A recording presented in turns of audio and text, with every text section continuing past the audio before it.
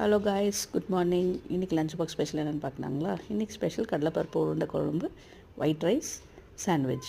கடலைப்பருப்பை கொஞ்சம் நைட்டே ஊற வச்சாச்சு. காத்தால எழுந்துச்சு அதை குறப்பாக அரைச்சிட்டு உருண்டை பிடிச்சி இட்லி குக்கரில் வேக வச்சு எடுத்துடணும்.